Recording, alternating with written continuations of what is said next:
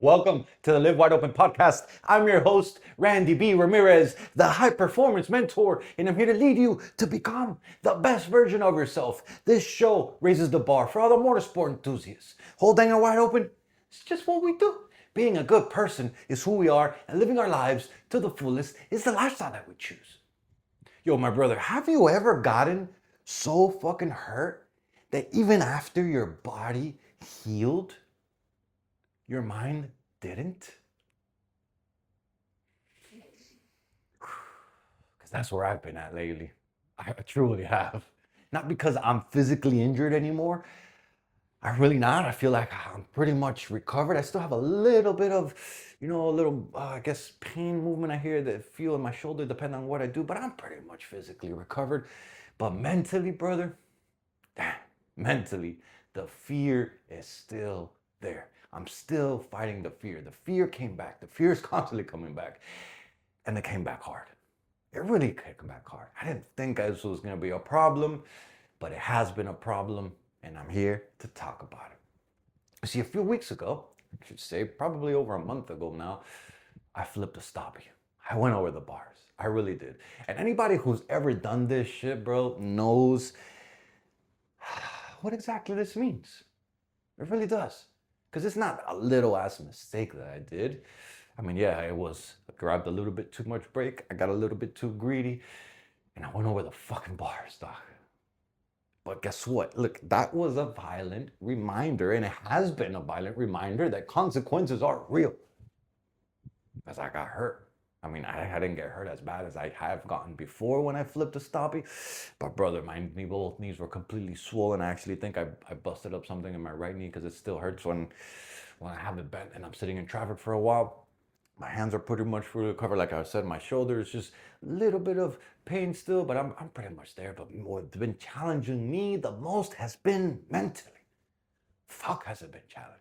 It really has been. I didn't think it was going to be a problem. I thought, yeah, I was going to suffer maybe a couple of rides, but then I'll be back just like I always do. But brother, I've been training and I've been fighting the mind. I've been fighting the fear. I've been fighting the comfort zone. I really have been.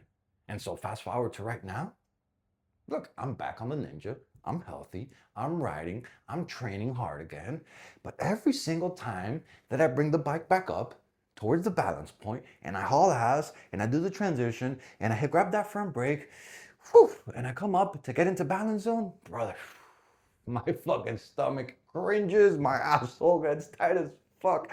My mind flashes back to the crash, dog. And my hand immediately releases the fucking front brake. And then suddenly, brother, I hate to say this. Suddenly, I went from a guy who was consistently rolling 500 to 600 foot stoppies, fucking on the warm up session, till now I'm fucking struggling to even hit 400. Struggling. Not even hitting 400 consistently. I'm fucking struggling, fighting to get to 400. Oh man, has it been challenging? It has sucked. It really has been. And the crazy thing is that the battle isn't physical, dog. It really isn't. The battle is all mental. And so this is exactly what we're here to talk about today. The fucking mental battle that I've been battling, fighting. It's like a little mixture of both words. And it's been real. Because going over is a fear that's real, right? It happened. I went over. And when you're pushing long stoppies, you gotta float high as fuck. And the only way to go float and high as fuck is to grab more brake and bring back that feeling of going over. And so I just gotta keep trying. I ain't gonna give up. But look, fear, it doesn't mean that you're weak, brother. And this is what I want to talk about. Fear is actually one of the biggest lies that us men, that we tell ourselves. It really is, brother. It really is. See, the fear means that it doesn't mean that something is wrong. The fear is just highlighting something that you went through in your life.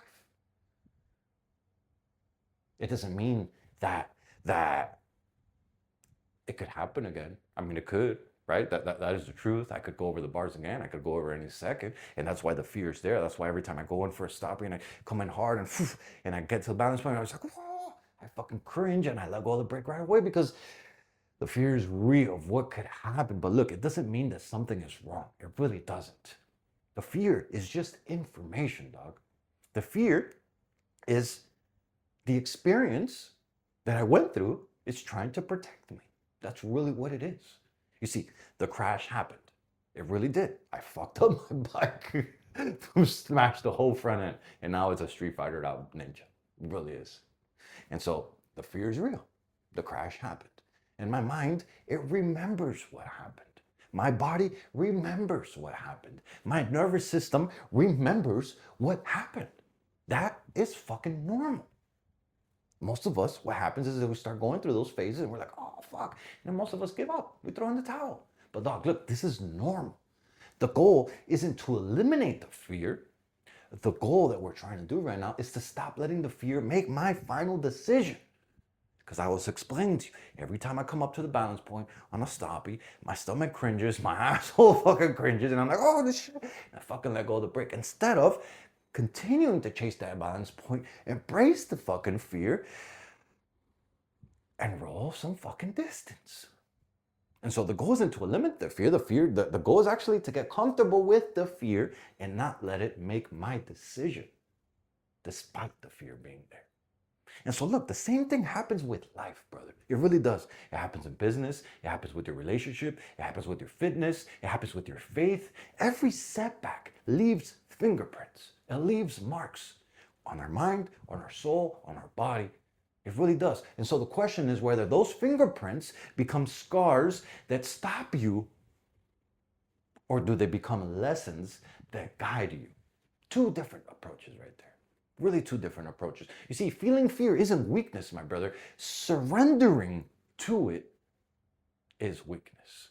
Feeling the fear and still trying to evolve, still trying to come back, still trying to push the limits, that is not weakness. That is actually, I would say, what a champion is made of. But surrendering to that fear, feeling the fear, and saying, oh my God, I'm not going to try no more. No, I'm not going to do this no more. No, I'm not, like, that's it, I quit, I give up. That's surrendering to the fear. That's not how you become a champion. That's how you become a fucking loser. And so look, confidence, it isn't found, brother. It really isn't. Confidence, it's earned back.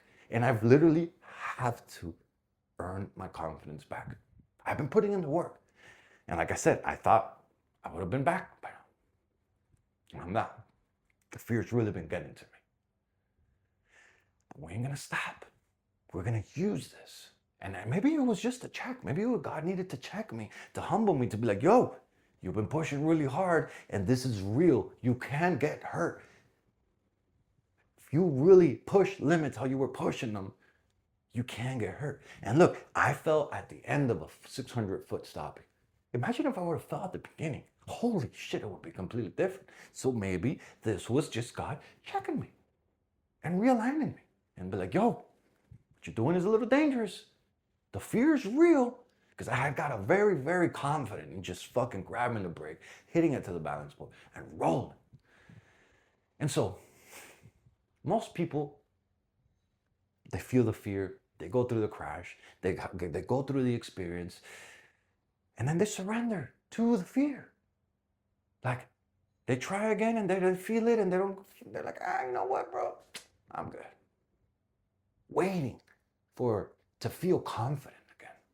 But brother, that's backwards. You don't feel confident before you start doing the damn thing. You start doing the damn thing and experiencing the fear and pushing past the fear, and then the confidence comes after that. Confidence comes after the action that we don't want to do, not before it.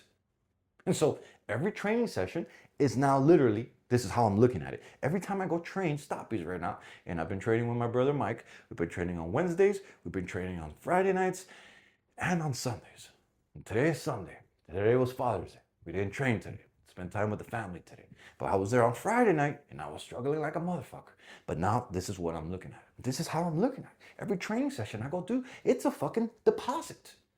Every roll that I go knock out, every attempt that I go do, every time I go get back on the front wheel, it's small victory.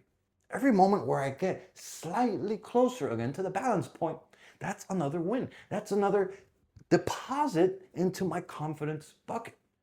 But if I stop, if I stop depositing, if I stop putting the work, if I stop showing up, if I let fear take the wheel, then I'll lose it completely. I really would. But now I'm pushing and I'm embracing it. And it sucks.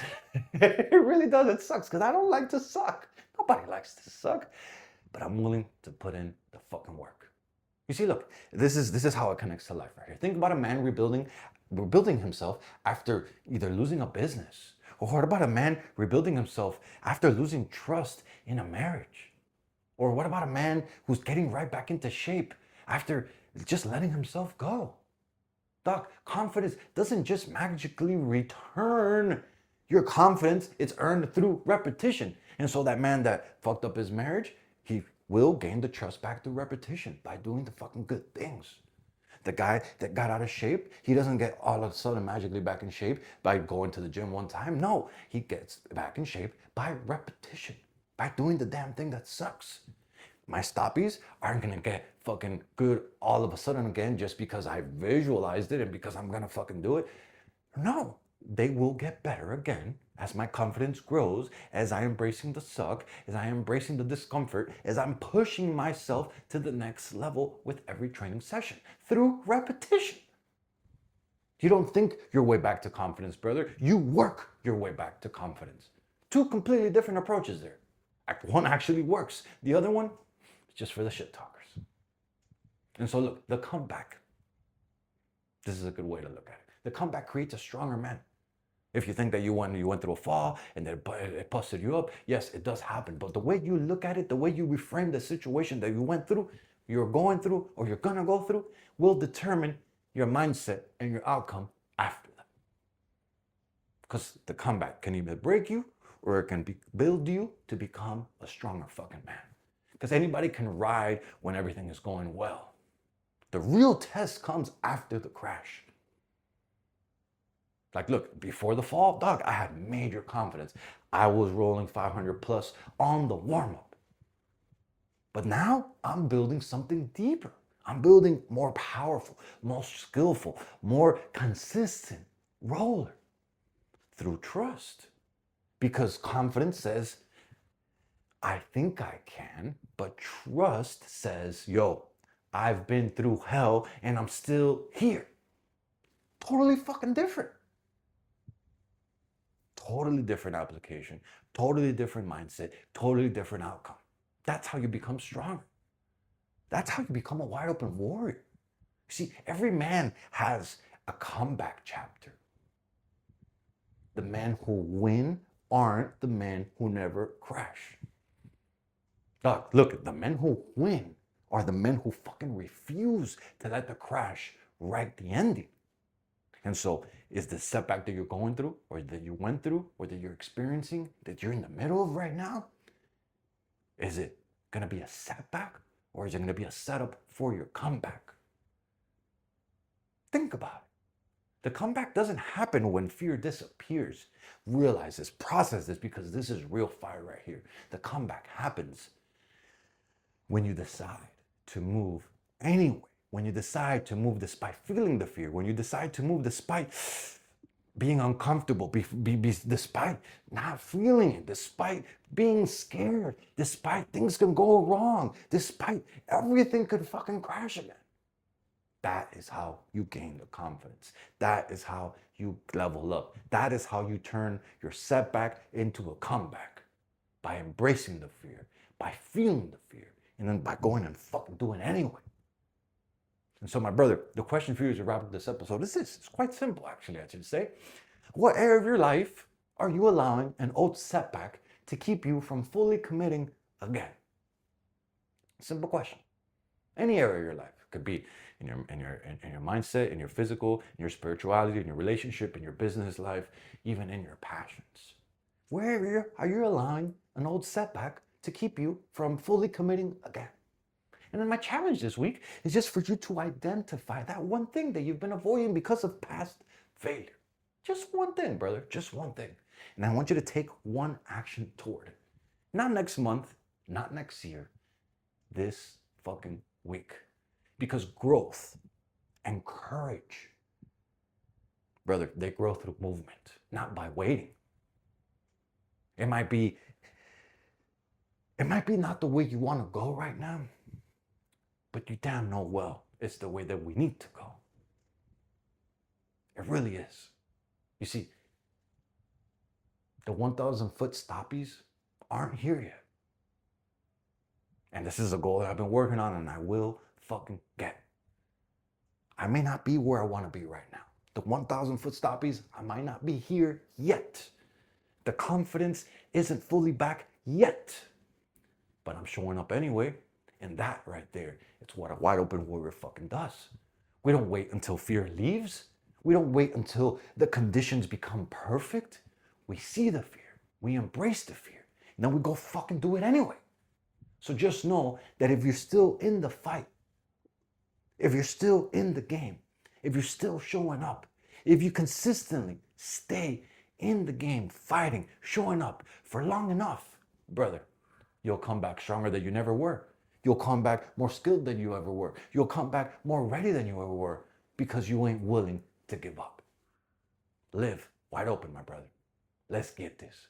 Yo, I'm driving the checkered flag deep into the ground, claiming victory for every single wide open warrior that's out there. My brother, this is your wake-up call. Break the chains, step out of the average, and become that badass motherfucker that you were born to be. This Live Wide Open movement isn't just a podcast. This is a mission that God has stamped in my heart, and helping you rise is the purpose I live for. So lock this shit in and hit that subscribe button so you never miss another episode. And yo, if today's message lit that fire in your chest, my brother, don't you dare keep this shit to yourself. Fuel another brother. Send this to another motorhead. Send this to another gearhead. Send this to another warrior who's hungry for more. Because the truth of the matter is that building a better life for your family is non-negotiable.